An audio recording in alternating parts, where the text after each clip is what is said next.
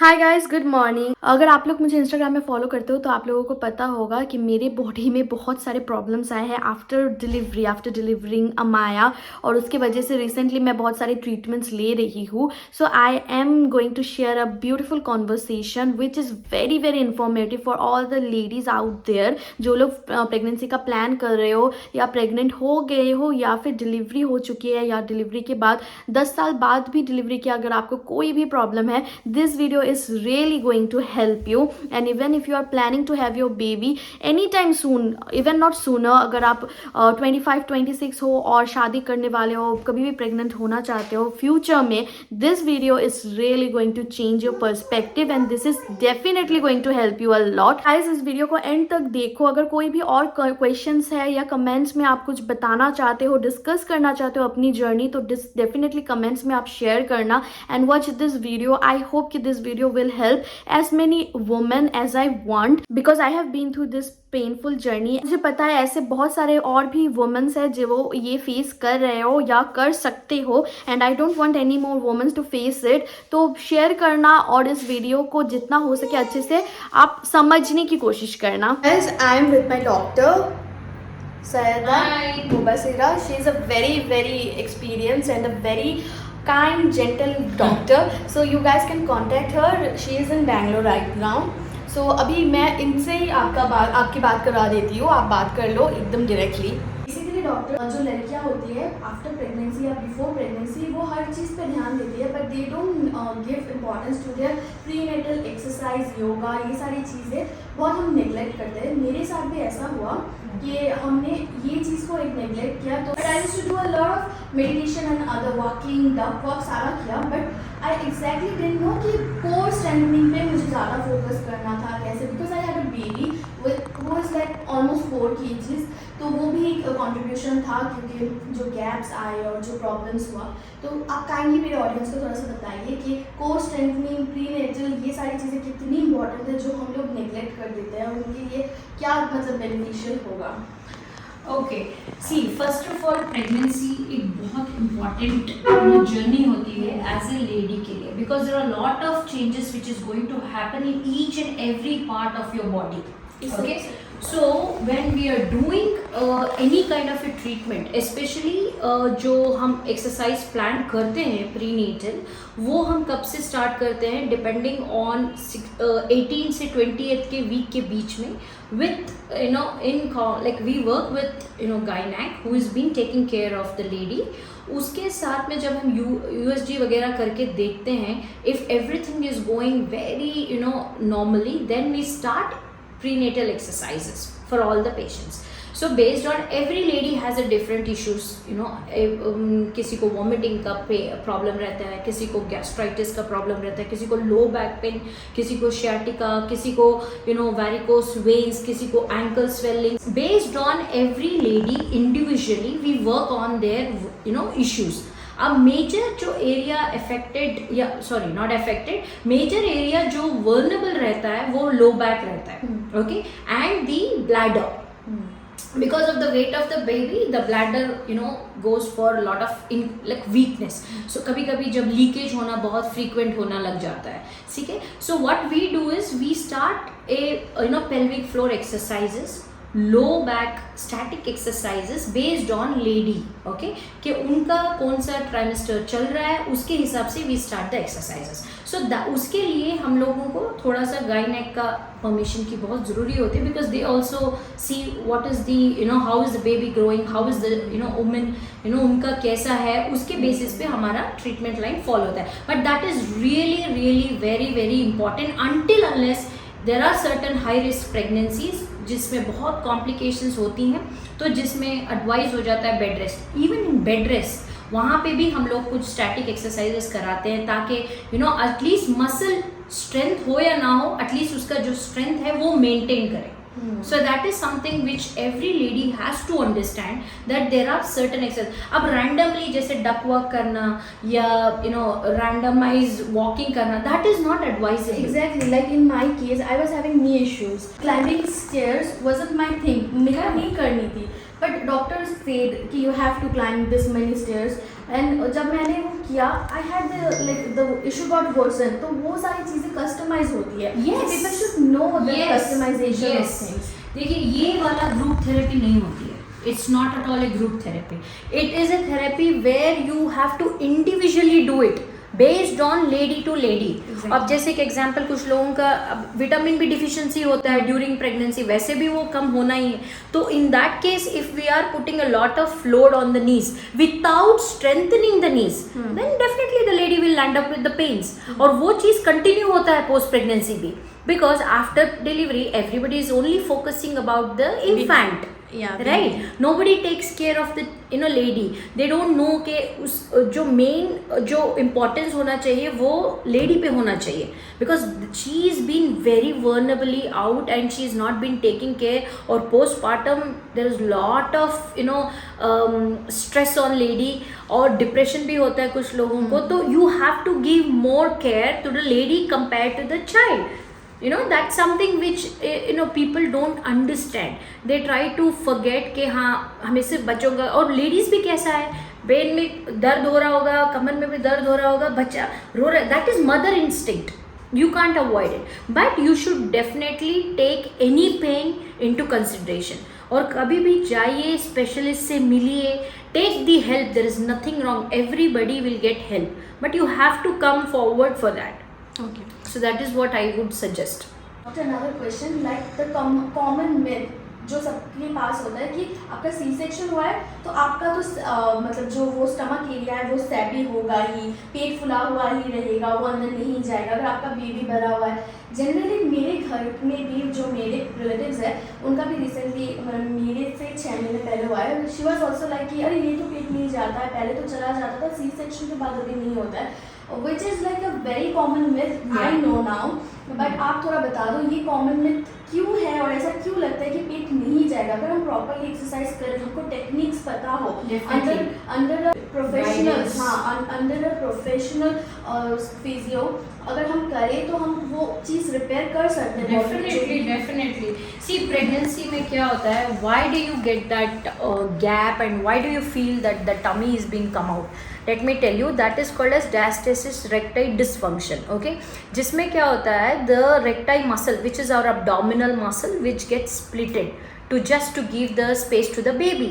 Now when that muscle splits for every lady during pregnancy, okay, so after the pregnancy it has to recoil. Sometimes to certain ladies it recoils, okay. If it doesn't, you have to do some specific rehabilitation for that. ठीक है, उसको proper एक rehabilitation है which takes 4 to 6 weeks to every lady to recoil it back. But knowledge अगर उसके बारे में नहीं रहेगा तो वो अगर वो गैप परसिस्ट करता है and it will remain till you are alive if you don't work out. Remember that if DRD is not being taken care at or after the pregnancy, then it will remain till you are alive. It will not close it until unless you work it on that. Okay, so वो सिर्फ 4 to 6 weeks लेता है. After that the gap gets closed with a proper rehabilitation process. There is a proper exercises which has to be done. There are like people who see on YouTube that okay, let me do this tummy कम करने के लिए. नहीं, there are certain exercises which you are not supposed to do till the gap is been reduced less than 1 finger. सो ये progression होता है. एक अगर 4 finger किसी का है, जब तक हम 2 फिंगर्स पे नहीं लाते या 1 फिंगर गैप कंप्लीट नहीं होता है तब तक हम कुछ एक्सरसाइजेस नहीं कर सकते, जैसे कि क्रॉस ओवर करना, apps without proper support. So you should definitely, ये गलत है, ये मिथ है कि ज़िंदगी भर रहेगा. No way it is like that. ये ऐसा बिल्कुल नहीं है. You will recoil back to your pre-pregnancy, whatever the muscle texture or the tone, that is for sure. But you should know the proper way of exercising. If you don't know correctly, then definitely it will remain for your life. So generally क्या होता है, सबको ये लगता है कि celebrities के पास ही ये प्रिविलेज होता है. जनरली हम लोगों को नहीं पता होता है कि आप भी हो, क्योंकि ये कॉमनली इतना ज़्यादा स्प्रेड नहीं है. हम जानते हैं gyno, ortho, neurologist, but we don't know कि टेल बोन स्पेशलिस्ट भी होते हैं जो टेल बोन, हमारे कोर स्ट्रेंथनिंग के लिए, लड़कियों का प्रीनेटल पोस्ट नेटल, ये सारी चीज़ें। तो how does the celebrities get back to their form so easily and quickly, and why do we struggle? हम लोग जैसे आपने कहा अभी 10 years 20 years तक भी रहता है। I have seen moms who are struggling with this problem. Yeah. Even then they don't even know कि this is a problem. Yeah. They think कि this is quite normal, और ये सिर्फ सेलिब्रिटीज तो वो अलग है, उन्होंने कुछ सर्जरी करवाई होगी, कुछ किया होगा, but we are not like them. Maybe we are eating too much, but sometimes it's not about eating, it's because as you said कि muscles हमारे बेबी को एकोमोडेट करने के लिए स्प्रेड हो जाते हैं, which is quite, हाँ उनको आना है। Correct. और in fact after multiple pregnancy also same thing happens, Yes. It keeps on happening and Yes. It's very bad for our back as well. तो Yes. वो सारी चीज़ों के साथ कैसे हम लोग कोप करें, और क्या एक्चुअली हम लोग को वो करना चाहिए, और आपके साथ कैसे कांटेक्ट करें, ये सब भी आप थोड़ा सा बता दीजिए। सी टेल बोन का जो प्रॉब्लम है ये बहुत एक्सक्लूसिव है। सो पीपल हु, ये बहुत कॉमन होता है पोस्ट प्रेगनेंसी, बट उसका ट्रीटमेंट के लिए it's very easy to reach us because we are available in different platforms, Facebook, Instagram, website है हमारा tailbonepaintreatment.com, तो आप वहाँ पे भी जा सकते हो, या सिर्फ मेरा नाम डॉक्टर मुबशरा टाइप करेंगे तो भी you will get the details. Now let us ये कॉकिक्स पेन जो है ना, ये बहुत ही डीमोटिवेटिंग पेन है, बिकॉज इन दिस केस में आदमी बैठ नहीं सकता और लग्जरी लाइफ जी नहीं सकता, and if they are married they can not have a good relationship because this is going to piss off their life. So ये फिजिकल पेन के साथ साथ मेंटल पेन भी बहुत है, तो काफ़ी, और इसके बारे में अवेयरनेस क्यों ज़्यादा नहीं है, because in India we are still working on the proper rehabilitation process. Lot of people even don't know what is coccyx pain, what is tail bone pain. उसकी वजह से I think the awareness is less, but now I feel that most of the people are getting the knowledge about coccyx pain through lot of platforms like Google या YouTube वगैरह। But what I suggest for all the patients is first and foremost thing, please meet the specialist as early as possible, because there is some specific way to diagnose coccydynia। वो चीज़ जब आप diagnose कर लेते हो then the treatment becomes very easy। Okay, so you should know where you are standing when in terms of coccyx. Now let me come to celebrity point. See, they exercise for 4 to 5 hours in a day, so their only work is to exercise and physically keep their body fit. They eat everything, but how they